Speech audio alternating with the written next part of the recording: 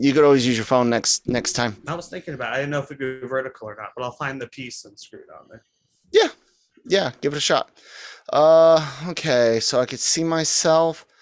I'm gonna tilt the camera down a bit and we'll be set.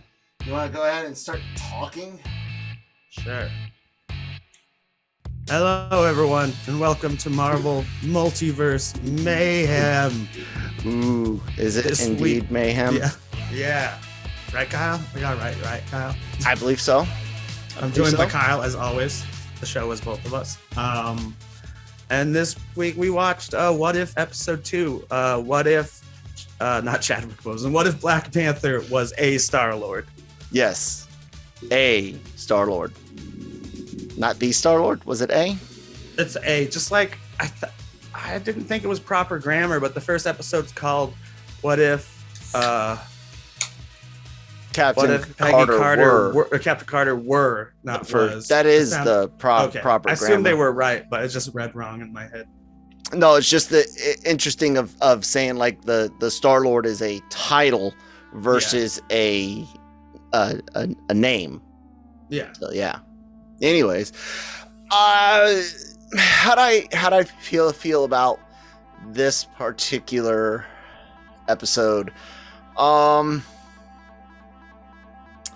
I don't know. I'm not gonna lie. I'm really hoping this damn thing is recording. Let me test something. Are you actually recording? Oh yeah, it is. I'm good. Okay. So this episode, the one thing that rubbed me wrong, and I'm guessing it's timing, is the T'Challa ass kissing. Like. I hope that all of these lines are original, like were in the script when he recorded his lines, that nothing was added because of his death, because it does come off as an anti-Peter Quill. Yeah.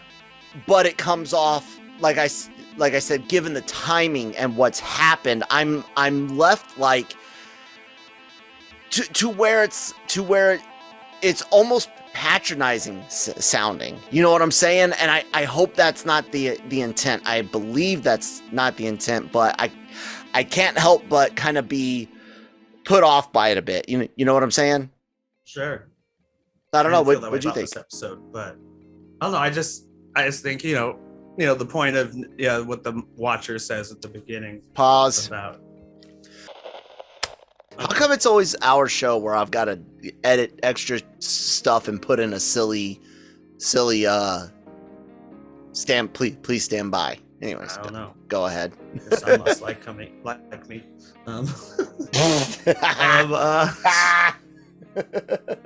So, I mean, I just thought, going back to what the Watcher says at the beginning, it's just, I don't know, T'Challa stays such a nice guy, that everyone seems to respect him, even people who are sent. Well, no one's sent to kill him. They're sent originally, like they're sent to get the orb. Yeah. But instead of the who, it's like, oh, Star-Lord, yeah. I love you. Yeah. Like I said, I like it. Like I think I get exactly what it is they were intending to do. Like I said, I just think the timing comes off unfortunate. I guess luckily enough, most average people aren't going to connect those type of dots in their mind. But yeah. Tell us a bit about what adventure he goes on, because unlike the Captain Carter one, this is actually very, very different. Right. I want to talk to you about that first. Did you like it more? Because I loved it because of that. Yes. It was the opposite of Captain Carter. It was yes. like one event's similar, and then the rest of the episode, there's like no parallel. Yeah. I can't remember who I was talking to, and I'm sorry, ladies and gentlemen. I'm going to try to use my mirrorless camera where you see me at, hopefully. Otherwise, I got the big ugly microphone arm in the way, and so I'm looking at it, trying to look at Nick over here on the screen. I've got the webcam, and then there's my actual phone where I'm monitoring the mirrorless. So anyways, where were we? Talking about how much different it is. Unlike Captain Yeah, Carter, it's all original after the pickup. I had talked to someone, maybe it was Brian, maybe it was you, where I was like, I feel like this first episode last week, they were easing us into the idea, so it was all very beat for beat familiar. And then I was like, I expected that, and I'm okay with it, so long as the next episodes are more varied. Now, we could go back and have another one that's more beat by beat, so long as we also get another one that's like this. I feel like most of them will be like this. I hope so. So did that make you like this one more? Oh yeah, because as we kind of talked last time, basically you have to see the first Avenger to understand, because they just rushed through the whole first Avenger in like 30 minutes with like one major change. But this one, it was like it's its own story. It could take its own time. You don't really have to know the characters to watch it. They're funny. Obviously, if you know the biggest surprise of the episode, obviously, if you know who Thanos is, most people who probably haven't seen most of the movie still know that. I loved it when he popped up, because I looked earlier at IMDb and knew Josh Brolin was in it. And then when his name came across the beginning of the episode, I'm like, uh-oh, how are they going to work in? Is Thanos going to like be verse Star-Lord? But no, he's T'Challa being the guy he is, talked Thanos into like better ways to do it. Thanos still has the joke about like, he has some joke about genocide being more efficient. And random. Like, it's, come on, it's he's not, still not talking genocide. About it. And he's still and even in the end scene, he's like talking about it. Where like everyone's together at Wakanda. Yeah. I like Nebula is very different. Has hair, blonde hair. That was odd. I guess that maybe's a throw to the actress. She's like the 7 of 9. Although she's normally a redhead. It's always it's always weird because there's several females that carry the natural redhead look real well, like a Emma Stone, but she's a natural blonde. So it's I can't remember if Kieran Gillen is a natural redhead or not. But anyways, it was very, very cool. I'll say this, in a lot of ways, the cell shading worked a bit better for the spacey type stuff. Yeah. So I almost wish this was more like the Star Wars Visions, where it was different art styles for each episode. I would almost hope they do that for season 2. I don't know if they will, but what'd you think of the cell shading in this episode compared to last? I still liked it. I mean, no different. Just episode got me used to it. It didn't really matter me at all. I think one of the reasons they're not doing that is because I think they are going to connect it at the end of the season. Yeah. One of the shots in the trailer is like the Avengers lineup, only T'Challa, Star-Lord,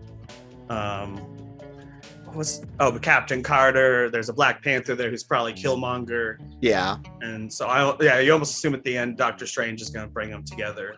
Yeah. Or the Watcher is going to bring them together. So who do you think he's going to interfere eventually? Yeah. Who do you think will be the big bad in this case, and for this Avengers event? Do you think it'll be a Kang, or because Thanos is a good guy on one of these universes? So who knows? Based right? on the poster, I would say either Vision Ultron with all the stones. That's a good point. Or Gamora. On the poster, she has her father's armor and his blade. Interesting, which would be a twist, not just a twist on the Infinity Saga that we got, but a twist on the Infinity War, Infinity Gauntlet books, where Nebula gets the gauntlet, and Thanos and team have to team up to go against Nebula. So it would be a double what if. That's kind of cool. I like that. Way to go Marvel. Way to go. Yeah, hopefully they do something like that. Of course, they could always do. I mean, it could still be Loki if they want. Yeah, and that would at least one be interesting. Yeah, that would be interesting too. Look. I've enjoyed both stories. Like I said, this one, the only thing that rubs me wrong is because now it's like, damn, if someone doesn't understand how and when things are made, and I'm assuming that there were no changes to script and he's just meant to be the anti-Quill. But the average normie might be looking at this and thinking, oh my God, why are they kissing his ass? Other than that, story-wise, I love that it was vastly different. I'll say this. I do wish it was more Benicio del Toro-ish with the Collector. He's one of the only actors they missed out on. Like, Nebula's a different voice actor, isn't she? Yeah, Drax. But it was both of those were everyone. Both of those were okay though. Like you like you could tell it's not Dave and not Kieran but it's not a distraction. The Collector, like this voice actor didn't even really get the mannerisms right. Wasn't even trying. Yeah, and I got it. He's a variant of the Collector, but Del Toro brought such a cool silliness and and like classiness that you don't even like, you almost don't want them to do a variant. It's like, no, you fucking AI that voice. Should deep fake the voice, motherfuckers. Someone who's trying harder. Yeah, I to know. Match it. I know that Disney gets a lot of like body and face scans and things like that. I wonder if they get the voice AI stuff now. I know that NVIDIA has been working on some really cool voice technology geared for gamers, as far as like noise cancellation, boosting and lowering certain ambient noises and stuff for your voice, and yada yada. As you get more and more people that don't want to wear headphones, like I don't get it, but I got a wife and kids, so anyways, it's not Tech Tuesday on the Daily Cog, the Cup of Genre, where you hear all the weekly, daily, whatever fucking news and stuff on the LRM online YouTube channel, and it's part of the Genreverse podcast network. Yeah, good stuff. Anyways, what else do we have to talk about here? What was kind of missing in this episode? Rocket and Groot, and I know that there's some other stuff, but it makes sense why none of that happened and why we didn't even see Neb, because they were hired to hunt down by Yondu, assumedly.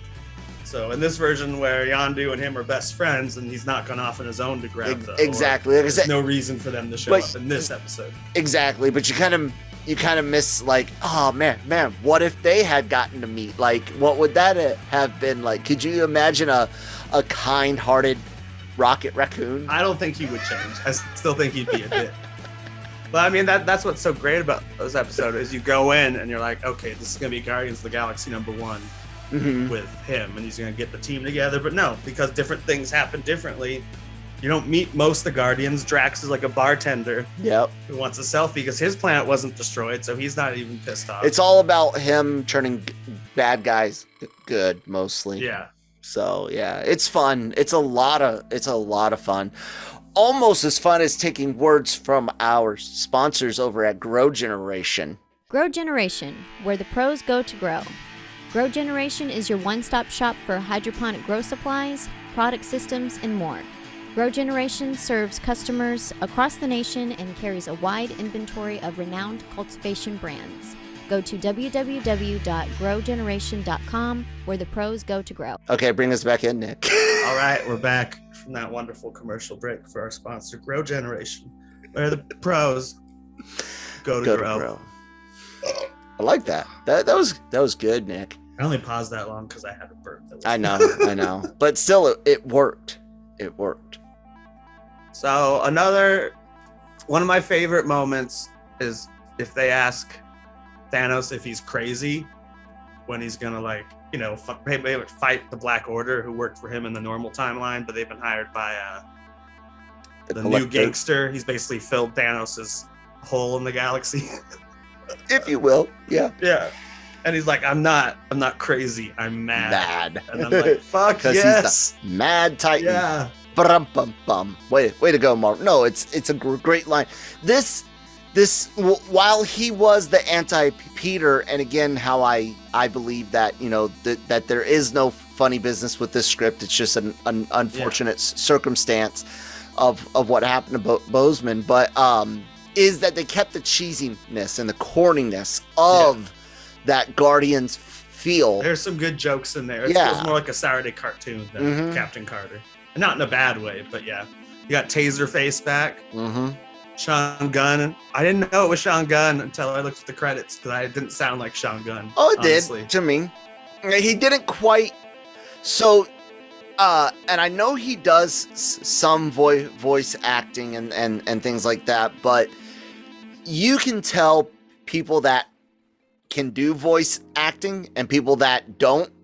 And he kind of sounded like he's not, you know, proficient at it. So yeah, it's a like a mental psych out doing voiceover work, singing. If you've ever tried to record yourself singing, like even if you think or know that you can do a specific song or style well, people have told you've done it well. The second you put on monitor headphones and step into a studio and you start hearing your voice, like the way it'll freak a lot of people out. So fun story and kind of a tangent, but I'm a huge Newfound Glory fan. And when they were recording Coming Home, I think it was, Jordan, the vocalist, had gotten so used during the demo recordings to this certain echo in the house they were recording in, that when they went to the studio, he couldn't sing right the way that they had written the harmonies and the notes and the octaves. So they had to go across some street or way to a warehouse and record it in a hollow room in a warehouse. That's so audio tech and stuff like that, that's interesting. How the way we hear ourselves can affect how we speak. Even my stutter, the more I'm aware of my speech, the more likely I am to stutter, because I start looking for it, because I'm like, oh yeah, you need to make sure you have certain tips or tricks to get through it, and then that's when you start stuttering. But if I can get onto like an autopilot, I usually can get some decent fluency. But anyways, we're not here to talk what is that, onthrology or whatever? But anyways, hearing stuff. Go, Nick. Auditory, audiology, I don't know, something like that. I'll say that this Rooker and Yondu, I will really miss having together. I'm so cool with ending him like they did in Volume 2, but man, what a talent and what a character, you know. And I think we're really going to get to see, Gunn's told us we'll get to see some Rocket and Groot type closure, especially for Rocket, it seems in 3. So I'm excited. I'm stoked. This definitely, hey, the 3 episode rule, right? If you can make it 3 episodes and say I want to stick through it, I want to keep watching, then you're good, right? And here we are, 2 down, 3 down, something like that. So we know what next week's is. Is it zombies? I forgot. But we know the first 3. I've seen some people showing zombie stuff already, so I'm guessing. I thought that was the list of the first 3. Yeah. So we also know that. I mean, they announced it, and obviously they sent the first 3, I think, to our reviewers. Yeah. Manny has seen 3, so I think he didn't say what so he would know, but yeah, I'm just saying everyone knows. I think it's zombies. I just haven't looked it up. Yeah, he did see Shang-Chi, since we're on the Marvel show. Manny said that the martial arts exceeded his expectations. Now he did have admittedly low expectations, not like low because it's Marvel, just guys, when you're a martial arts film fan, especially when you grew up watching stuff from classic Hong Kong films, you're watching like Sonny Chiba and stuff like that, Jet Li coming up, Chow Yun Fat and Ang Lee's foreign films, and just like you can kind of get worn out by all of the quick cuts in fights, so you can get that close up of the actor and then a bunch of stuff with the stunt coordinators. So if he said his expectations were exceeded and he had low ones, that means the average person will likely be blown away by That's what most of the reviews say. By They're the martial arts. No, I mean, like, none of them are like praising the film like it's amazing, but they're all agreeing like this is the best fight scenes in Marvel. And it kind of upsets you because you're like, where was this for Iron Fist? Right? That's why they erased Iron Fist. Where was that for Iron Fist? Well, didn't you read the quote from one of the people working on it, where he's like, the main actor didn't even want to train. Oh wow! Danny Rand, like he was like Finn Jones or something. Yeah. Which is, but you know, obviously, I can't even remember the actor's name from Iron Fist yet. I mean, not Iron Fist. Shang-Chi. Oh, Simu Liu. Yeah, that's right. I follow him on Twitter. He's excited. Yeah. He's always excited too. Yeah, so I'm stoked about it. Super excited for more What If. Totally fucking ragingly excited for what's the word I'm looking for? Shang-Chi? No, Star Wars Visions, as far as what if type stuff, you know, random type things. I am, oh god, dude, I can't even tell you how stoked I am for it. Disney Plus for the win. Yeah, they've done a lot of really cool, unique things. Man, I don't care about the Eternals, and I'm excited about Shang-Chi.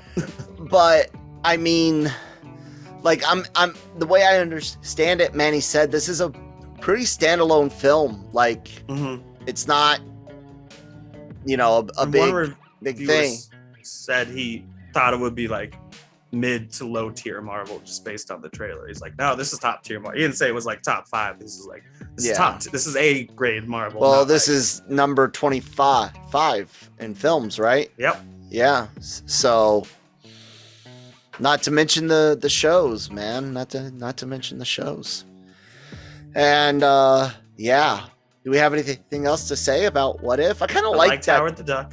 Oh God, dude, how awesome was that? Was it Seth Green? It was Seth Green, right? Yeah. Seth Green. At first, I was like, is that him? It was kind of really close. I love that they gave him more to say. It really makes me angry that Kevin Smith's Howard the Duck didn't get to go forward. Not necessarily with him in it, for, you know, who certain fans of whatnot out there, but the idea of, for me, the idea of Seth Green doing an animated Howard the Duck voice character was just it tickles my fancy. And obviously there's lots of Easter eggs. All the right places. In this that won't end up going anywhere. Just like, you know, you look at the Collector has the shield and the hammer, which means he probably defeated the Avengers. He wears Hela's helmet hat, which means he probably destroyed Asgard already. Yep. And just and he has Korg's arm, probably Korg. Yeah, true. Because he says it's from a talkative, whatever that species is, and you're like, no, that's Korg's arm. And and even amongst the spaceships, some people are saying there's an X-wing back there, but and so the joke is, since Star Wars exists. The joke is, since Star Wars exists in the universe, that it could be a model of an X-wing, the life-size model of an X-wing. No, that he stole from Earth. Yeah, that I would Star buy. Wars exists, as we all know, in Mars. Yes. Peter Parker loves that old movie. Even though Lego Tom Death Holland Star. is a worthless piece of shit human being that's never seen the original trilogy. Fuck you, Tom Holland. I love you, Tom, we like you. You're good with us, buddy. Someone's gonna take that out of context. Maybe I'll take myself out of context. Supposed to clip a fucking Tom Holland. Now I said it. Don't take that out of context. Finally, the last thing I'd want to talk about is the end stinger. Yes. What about it? That I mean, just like Captain Carter, I kind of want to see a sequel to this episode at this point, because it's like, well, I mean, I guess the Watcher just says it best. He's like, "Oh, this timeline is probably doomed." Yeah. Yeah. I mean, yeah. It's cool. It's fun. It's fun that he's working at Dairy Queen, which is, the location from Guardians 2, and it's just, yeah. Everything about what they're doing makes you want more, and honestly, I can see them doing more, especially down the comics line. Why not? Why not give 2 or 3 of these from season 1, another 1 or 2 issues in a comic to round out an arc? Yeah. I mean, because if you do sequels next season, like we've heard Captain Carter will be at next season. It's like, yeah, but I'm thinking then you gonna forget the first part. Like, who remembers 2 years ago? Yeah, but I think we're gonna see more movies from the Infinity Saga in season 2. Did you see the 2 announcements today? Which ones? Captain America 4. Yes, officially. With, Anthony Mackie signed on. Yep. Not. Hopefully Bucky too. I want them to just call it Captain America and Bucky, and get him in those. Also, it's a rumor, but a pretty good source. Can't remember the source, but that Marvel's greenlit a movie called The Scarlet Witch. Which would be interesting, because it might mean not everything gets resolved. I mean, but it's obviously years later if they're announcing it now, but it could just be everything solved and then she's a superhero. Could that be our Mephisto?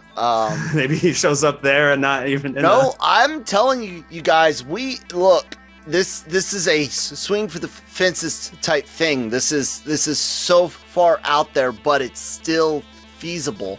When you look at what they are doing with No Way Home, One More Day is in there, and Mephisto, whatever, Mephisto is in One More Day, the comic book.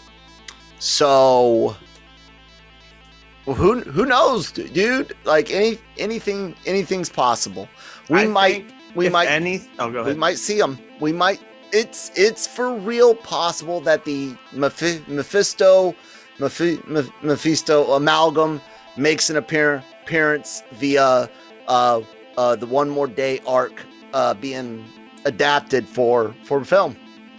Peter's identity's out there. People that he cares for are in trouble. He wants his identity back.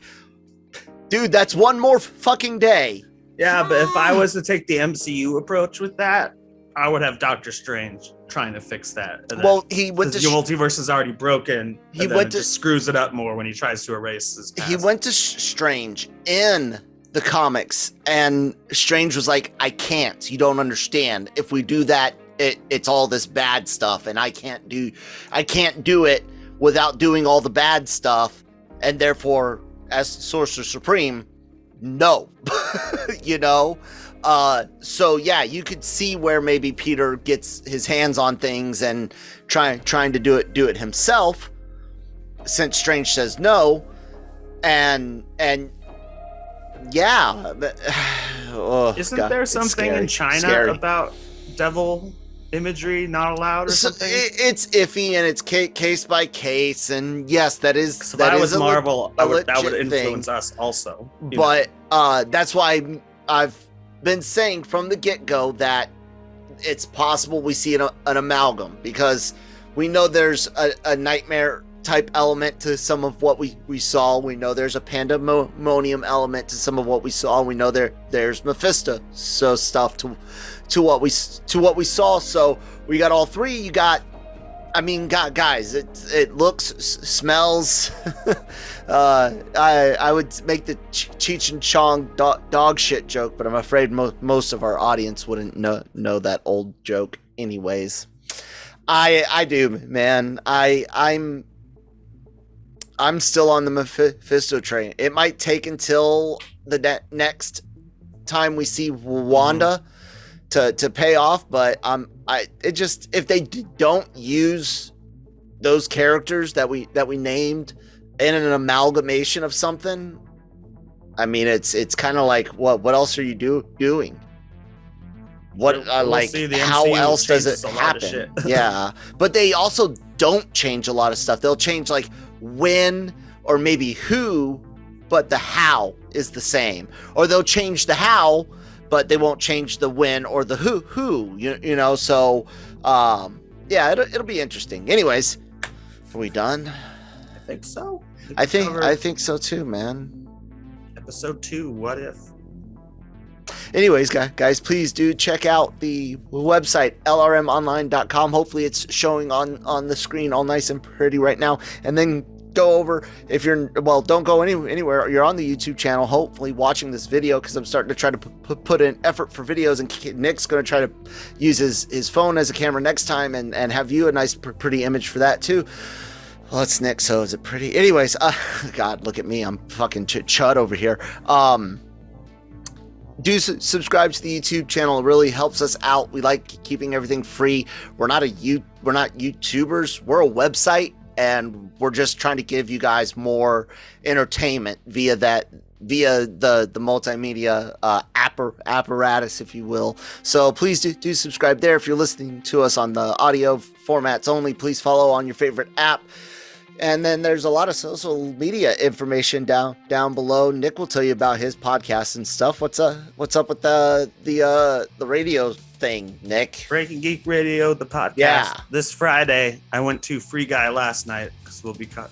Which is, I haven't been in the. That's why I think it's the third, maybe fourth movie I've been. Third, I think, movie at time I've been to theaters all year. But yeah, I will save my opinions for the podcast. So hopefully you listen this Friday, where we will discuss the news and Free Guy, and probably a brief talk about What If, but not as in depth as this. Nice. I've got the Cantina coming up on Friday, guys. I hate that midnight run. Anime-Versal midnight run remains unfinished, but fuck COVID, right? Fuck. Christine's recovering. She's doing well. Lucas and I were like, cold. What cold? Yeah, it was kind of a sucky cold, but it was gone for him in like 5 days, me in like 5 days. Poor Christine sitting there suffering the normal, apparently. So, you know, I'd rather her suffer the normal, but we'll get there regardless of whether or not Midnight Run comes out this week. Next week, regular Anime-Versal podcast will be out, and then we're doing a special Anime-Versal reviews and Cantina reviews podcast for Star Wars Visions starting in September. So that'll be a lot of fun. And then, the Daily Cup of Genre. And I'm at that Kyle Malone. He's at Geeky Nick Dahl. Excelsior. Enough said.